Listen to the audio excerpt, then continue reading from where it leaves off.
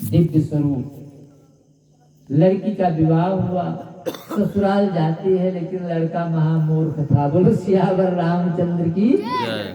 देखने में तो बड़ा सुंदर, बड़ा ताकत, लेकिन बुद्धि बिल्कुल नहीं थी। अब जब तक तो माता पिता थे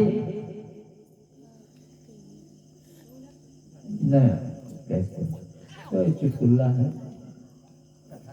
सियावर रामचंद्र की। तो जब तक तो सास ससुर थे तब तक तो गाड़ी चलती थी।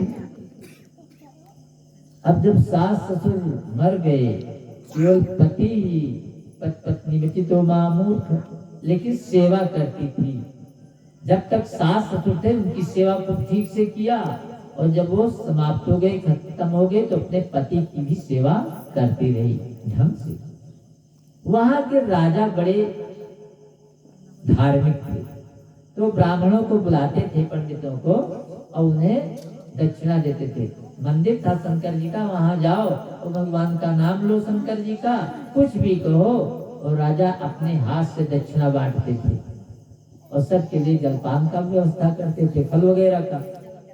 तो स्त्री ने कहा, है स्वामी आप चले जाएं, तो सबको जब 1 रुपया देंगे, तुम्हें चवन्नी ही देंगे, तो कुछ रोटी चलेगी, चलेगा, कुछ बोलना नहीं। पति को समझा दिया, कुछ बोलना नहीं, और माला दे दिया, इसी से कुछ न कुछ ओम नमः शिवाय, ओम नमः शिवाय करते रहना, मन ही मन में। कहा मुख से न बोलना, क्योंकि था मुंह, बोलना न कुछ, बस माला लिए चलाए रहना। तो हाथ जोड़ करके तो क्या किया, सुबह स्नान कराया, और सुंदर बढ़िया लाल पीला पहनाया, राम नामी चद्दर दिया, और मोड़े में साफा बांधा, चंदन अपने हाथ से कायदे से लगा दिया। अब तो जच रहा है ना, एक तो मोटा ताजा तंदुरुस्त था ही। अब वो गया और बता दिया था, स्त्री ने समझाती है, मुझसे कुछ न बोलना, चाहे जो कहें, कुछ मुंह से कहना नहीं, बस मन ही मन में बोलना, मुझसे आवाज न निकलना पावे, मैं हाथ जोड़ रही हूँ, बस इतना करना, मुझसे बोलना नहीं। अब गया तो पंडितों के बगल बैठा, अब जच तो रहा है, मोटा ताजा था, गोरा गोरा। अब जब राजा आते हैं, सुबह दक्षिणा बांटते थे, फिर अपना राजकाज देखते थे, सुबह स्नान करके ब्राह्मणों को दक्षिणा देते थे। अब जब आते हैं तो देखा कि ये भी पंडित बड़ा सुंदर है, तो दक्षिणा इसको भी उतना ही दिया जितना सबको दिया।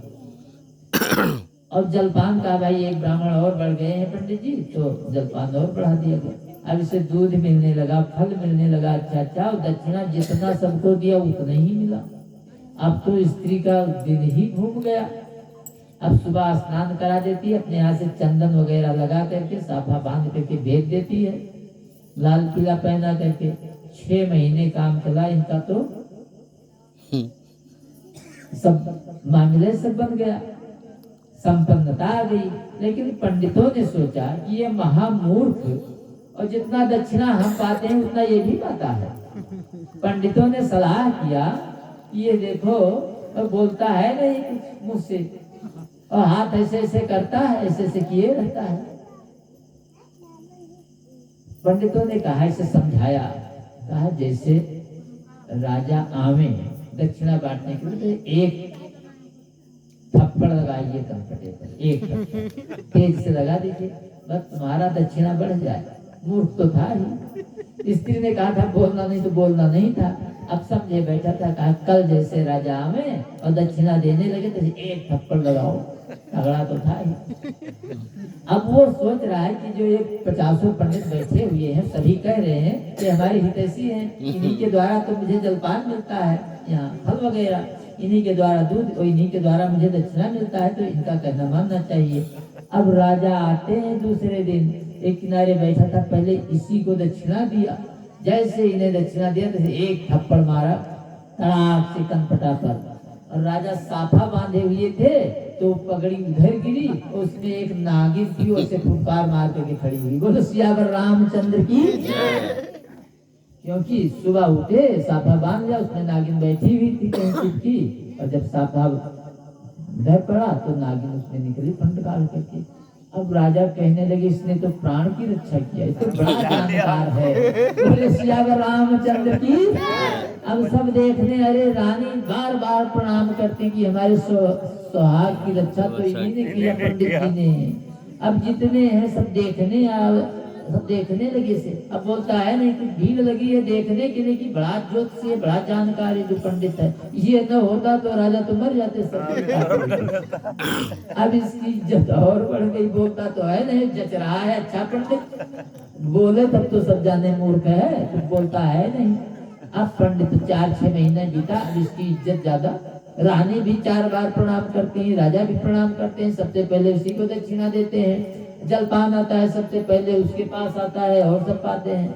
अब विद्वानों ने कहा है तो अच्छा ठीक है, हम लोग सोचते थे कि इसे फांसी हो जाएगी, एक थप्पड़ मारेगा और इसकी तो और इज्जत बढ़ गई। सब ने सिखाया ऐसा करो। तो 6 महीने और बीता, पंडितों से रहा नहीं गया। कहा चले जाओ और राजा रानी का एक एक पैर पकड़ो और ला करके द्वारे पर पटक दो, दरवाजे पर, तुम्हारा पैसा बढ़ जाएगा, तुम्हारी इज्जत बढ़ जाएगी और तुम्हें मिलेगा बहुत सा धन मिलेगा। अब ये सोचता है कि मानो हमारे हित के लिए कहते हैं, मूर्ख तो था ही। अब दूसरे दिन 4 बजे उठा, स्नान कहा, स्नान करा दो, आज जल्दी जाना है। अब स्त्री ने सोचा कोई विशेष कार्य होगा, स्नान वगैरह करा करके वस्त्र पहना दिया, चंदन वगैरह लगा करके, वो चंदन वगैरह न लगावे तो वैसे रहे, साफा वाफा बांध दिया, कुछ सजा बजा करके भेज दिया। अब जब ये पहुंचते हैं तो द्वारपाल थे, अरे पंडित जी जा रहे हैं, तो उन्होंने कुछ कहा नहीं, जाने दिया। जब भाई पंडित जी को कौन रोके, अंदर कोई जाने नहीं पा रहा था। एक ही पंगे पर राजा रानी दोनों सो रहे थे। अब ये पहुंचते हैं, एक टांग राजा के पकड़े, एक टांग रानी के, और दोनों पकड़ कर घसीटते हुए ला करके दरवाजे पर पटकते हैं। बोलो सियावर रामचंद्र की। पुराना मकान था, इतने में वो फाट पड़ा। बोलो सियावर रामचंद्र की। जिसमें राजा रहते थे वो कमर में फाट पड़ा। अब ये उठते हैं, कहा देखो इतना बड़ा जानकार है, इसे पता चला और रात में आ गया और राजा रानी का टांग पकड़ करके बाहर कर दिया। माल फाट पड़ा, नहीं तो प्राणी चला जाता। अब राजा रानी ने कहा महाराज अब ना आना, और आपको मैं देता हूँ 1-2 तहसील पूरा और वसूलना, और सबसे कह दिया तुम कर इनको दो, अब जरूरत पड़ेगी तो हम ही आएंगे। और तुरंत कारीगर भेज दिया और पैसा दिया कि इनका मकान जैसे हमारा राजमहल है ऐसे बना दो। और 2-4-10 कोस का वो आबादी दे दिया कि इसमें से कर वसूलिए। तो ये किसका फल है? एक ही व्रत। दूसरी नारी होती है पागल के साथ कौन रहे? एक ही व्रत एक दृढ़ नेमा, काय बचन मन पति पद प्रेम।